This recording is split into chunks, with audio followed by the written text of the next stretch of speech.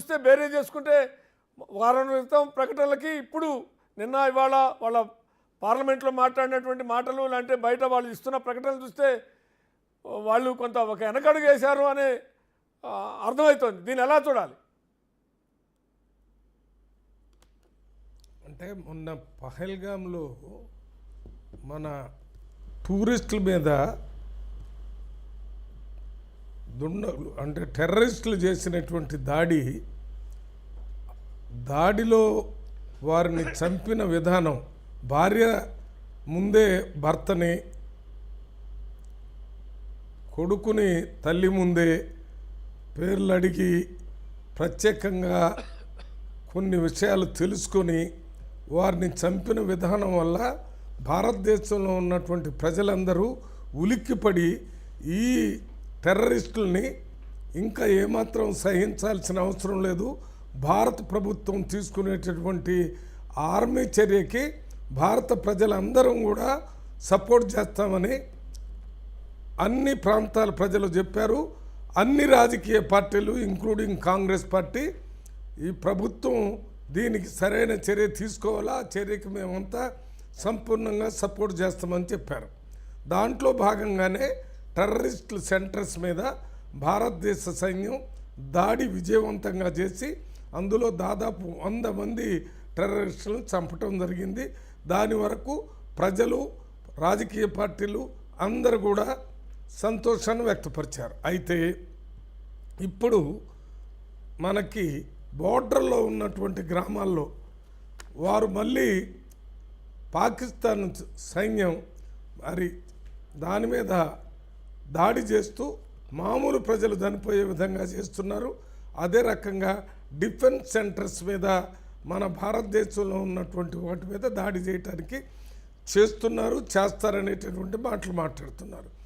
దీనికి కూడా భారత ప్రభుత్వం మన భారత ఆర్మీ ద్వారా సరైన బుద్ధి చెప్పాల్సిన అవసరం ఉందనేది ఇవాళ అఖిలపక్ష మీటింగ్ జరిగినప్పుడు కూడా మళ్ళీ పూర్తిగా అన్ని పార్టీలు కూడా ప్రభుత్వం తీసుకునే చర్యకి సపోర్ట్ చేస్తామని చెప్పారు. ఇక్కడ ఒక విషయం, ఇప్పుడు మనం ఉద్దేశపూర్వకంగా భారతదేశం యుద్ధాన్ని కోరుకోలేదు, చేయటం లేదని ప్రపంచ దేశాలన్నిటికీ తెలిసినాయి. అది అమెరికా కానీ, రష్యా కానీ, ఇజ్రాయెల్ కానీ, లేక ఇతర ఏ దేశానికైనా ఈ యుద్ధం పాకిస్తాన్లో ఉన్నటువంటి టెర్రరిస్టుల వల్లనే భారతదేశం అనివార్య కారణాల వల్ల చేస్తుందనేది తెలిసింది.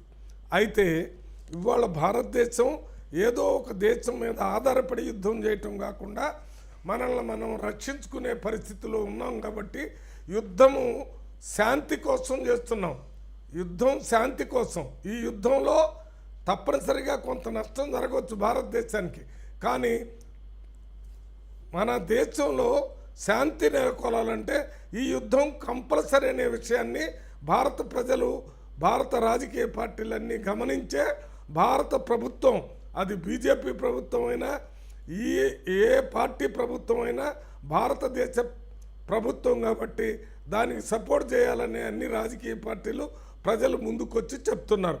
కొన్ని దశాబ్దాలుగా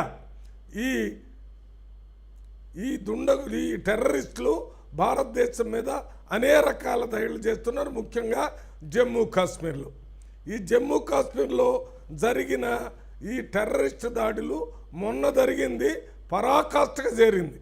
అందువలనే యుద్ధం అనివార్యమైపోయింది. యుద్ధం చేస్తున్నారు, టెర్రరిస్టుల మీద చేశారు. అవసరమైతే భారత సైన్యం మన భారతదేశంలో ఉన్నటువంటి మన ఆర్మీ సెంటర్స్ నుండి నిర్వీర్యం చేయడానికి, మన పట్టణాల మీద దాడి చేయడానికి ప్రయత్నం చేసి తిప్పి యుద్ధం చేసి వారిని ఓడించాల్సిన అవసరం ఉంది అనేది ఇవాళ భారతదేశంలో ప్రజలు, రాజకీయ పార్టీలు అందరూ కూడా భారత ప్రభుత్వానికి సపోర్ట్ చేస్తున్నాయి. ఈ సందర్భాన్ని ఉపయోగించుకొని భారత ప్రభుత్వం తప్పనిసరిగా సమయానుకూలంగా నిర్ణయం తీసుకొని వెంటనే భారతదేశం మీద జరుగుతున్నటువంటి ఈ దాడుల్ని కట్టడి చేయాల్సిన అవసరం ఉంది.